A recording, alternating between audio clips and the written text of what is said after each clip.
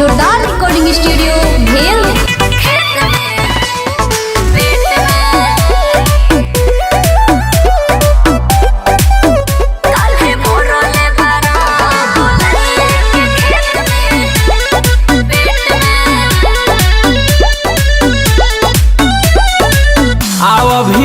तनी सट ना जानू मनवा हमर बेचैन बानू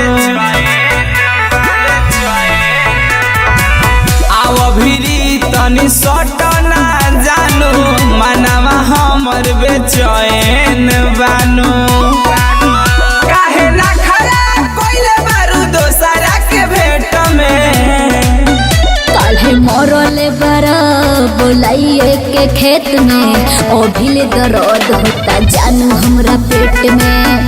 काल्हे मरले बारा बोलाइए के खेत में अभिले दर्द होता जानू हमरा पेट में। मरले बारा म्यूजिक बाय अमन रॉक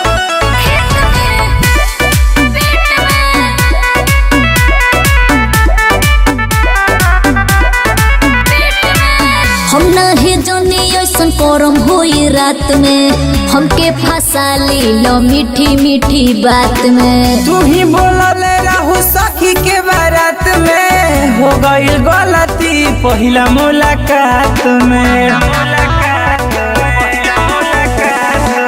हम नहीं जानी ऐसन करम होई रात में हमके फंसा लो मीठी मीठी बात में। तू ही बोलले रहू सखी के बारात में हो गई गलती पहिला मुलाकात में। मन बहके गई देखनी सारी के प्लेट में। काल्हे मरले बारा बोलाइए के खेत में अभिले दर्द होता जानू हमरा पेट में।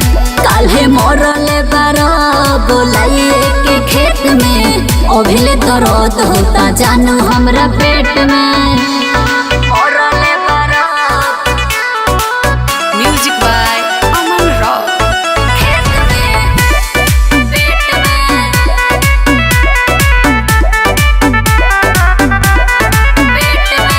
नसे नसे तुरो देहिया अभिले ना होसबा यादो नीरज सब तोहरे नु दोसबा। तोहरे तमन्ना रहे मिलेला कुआर में प्रेमी पठान से गलती हो गईल प्यार में।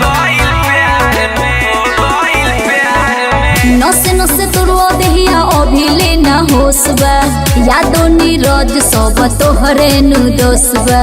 तोहरे तमन्ना रहे मिलेला कुआर में खुशबू हो सुना गलती हो गईल प्यार में। माफ करा गलती हो गईल जवन लेत देत में।